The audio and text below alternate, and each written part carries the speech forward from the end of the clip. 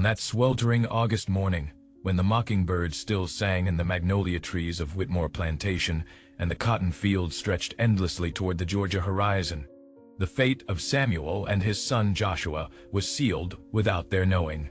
For Mistress Catherine Montgomery had set her eyes upon them with a hunger that no Sunday sermon from Reverend Thornton could ever extinguish.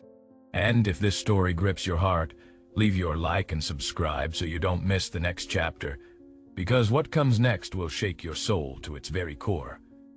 Samuel was a tall, powerfully built man of about 45 years, who had worked the plantation since he was a boy of 12, when Master Richard Montgomery purchased him at a slave auction in Savannah, separating him forever from his mother Dinah, whom he never saw again. On the Montgomery plantation, Samuel had learned to read in secret, taught by the master's eldest daughter, Miss Elizabeth, who had a gentle heart and enjoyed teaching letters to the slaves when her father was away on business in Atlanta. But Elizabeth grew up and married a wealthy merchant from Charleston, and Samuel was left alone with his books hidden beneath the floorboards of the slave quarters. Master Richard was a hard man, but fair by the standards of the time. He did not whip his slaves without cause, and provided enough food to keep them working without collapsing. But his wife, Mistress Catherine, was a creature of entirely different temperament. She had come from Richmond at 18, a beautiful woman with auburn hair and eyes like a wildcat, married to Richard through a family arrangement. He already a widower 20 years her senior, and from the first day she felt the crushing weight of boredom and loneliness on that plantation, lost among the pine forests and endless cotton fields. Catherine spent her days embroidering on the veranda, reading novels from Paris that she ordered from the city, and watching the slaves work in the fields.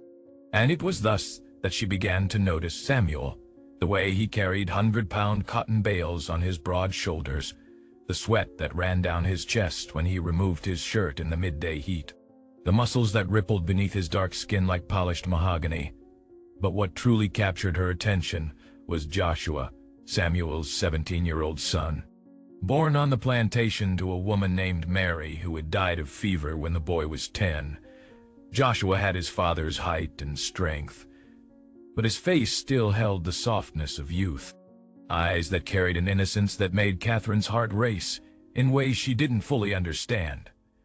The desire that grew within her was forbidden by every divine and human law, but Catherine was not a woman who easily bowed to commandments, and the more she tried to push away those thoughts, the more they consumed her like wildfire through dry grass.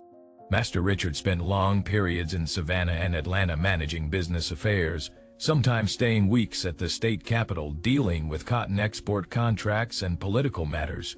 And it was during those absences that Catherine felt temptation grow like poison ivy in her heart. One night under a full moon when the master had been gone for 2 weeks, Catherine sent word for Samuel to come to the big house, saying she needed him to repair a shutter on her bedroom window that wouldn't latch properly. Samuel climbed those stairs with his heart in his throat because he knew there was no broken shutter. He himself had checked all the windows just 3 days earlier. When he entered the mistress's chamber, she was wearing a white silk nightgown, her hair loose around her shoulders, and there was a bottle of French wine on the bedside table. "Samuel, fix that shutter for me," she said in a voice soft as honey, pointing to a window that opened and closed perfectly.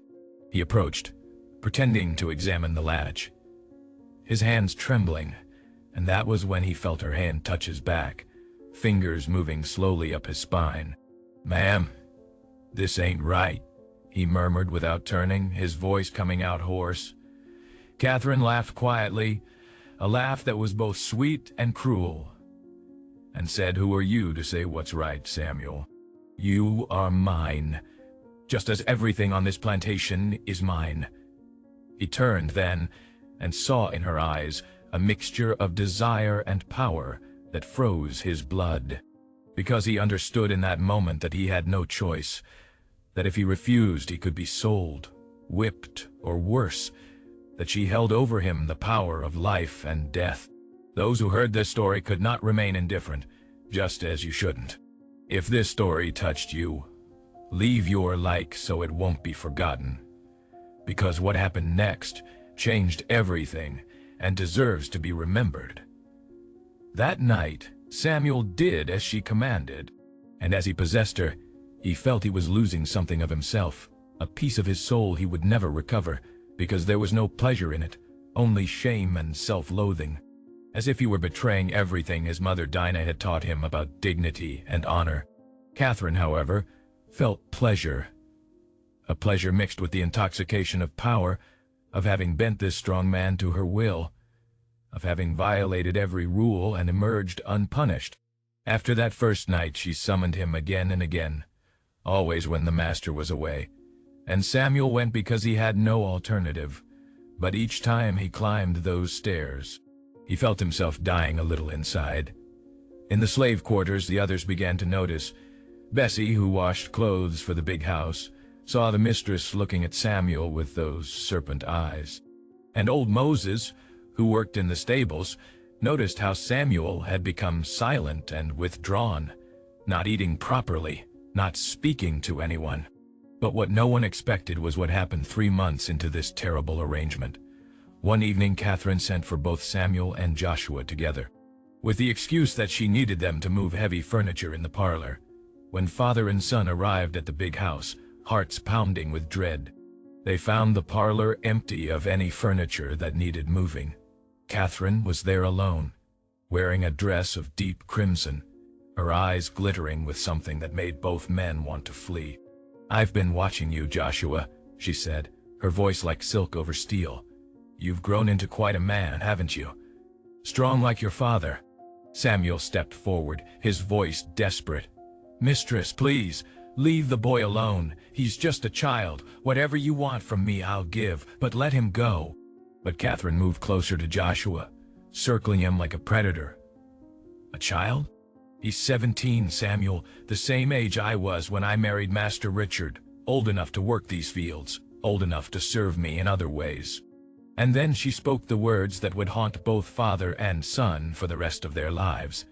"From now on, you'll both come when I call, and you'll do whatever I command. Or I'll tell Master Richard that you forced yourselves on me.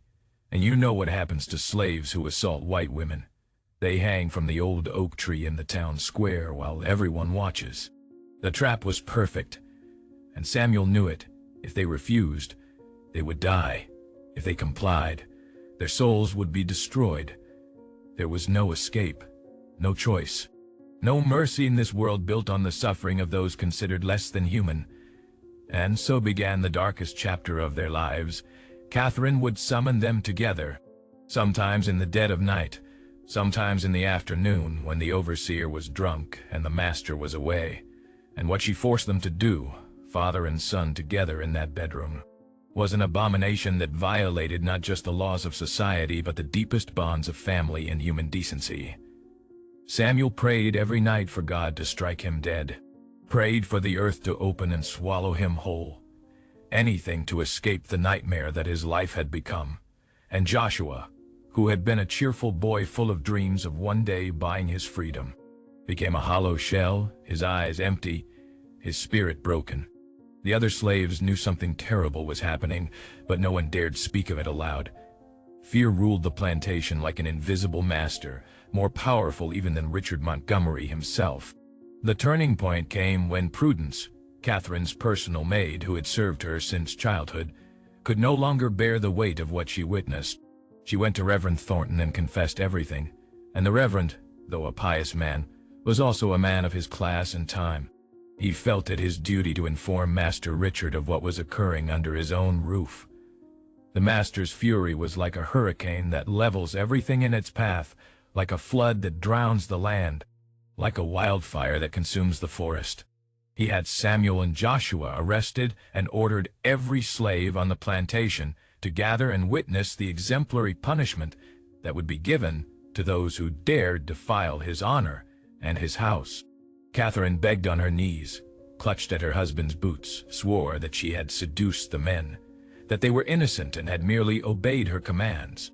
But Master Richard struck her across the face and roared, You are possessed by demons, woman. You will be sent to the asylum in Milledgeville, where you belong. But first you will watch the price paid for your depravity and betrayal." They tied Samuel and Joshua to the whipping post in the center of the yard, and the master himself wielded the cat-o'-nine-tails with metal tips. He began with Samuel, and each blow tore strips of flesh from the man's back, but Samuel did not scream. He only looked at his son with eyes that said everything words could not express. A silent apology for failing to protect him. A desperate love that transcended the horror of the moment.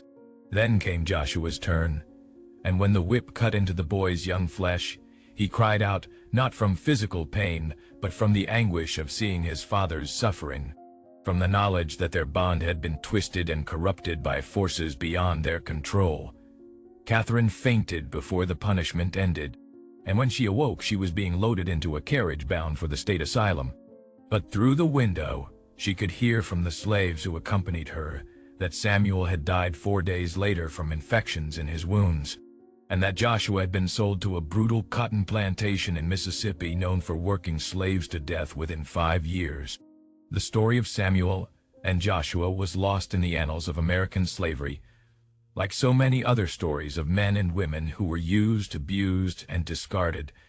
But their pain echoed through time, a silent scream from all those who could not say no, who had no choice, who carried on their backs not only the weight of forced labor, but also the intimate and cruel violence that happened in the shadows of the big houses throughout the South. And if this story made your heart beat faster, go now to the channel and subscribe to discover the other voices that time tried to silence. Because we must remember, we must honor the memory of these men and women who suffered so that we today can be free, and never, never forget that freedom is the most precious thing a human being can have, and that no one, absolutely no one, has the right to take another person's dignity, no matter the color of their skin, their social position, or the power they wield. Because in the end, we are all children of the same earth, all deserving of respect, love, and the chance to live with our heads held high and our hearts at peace.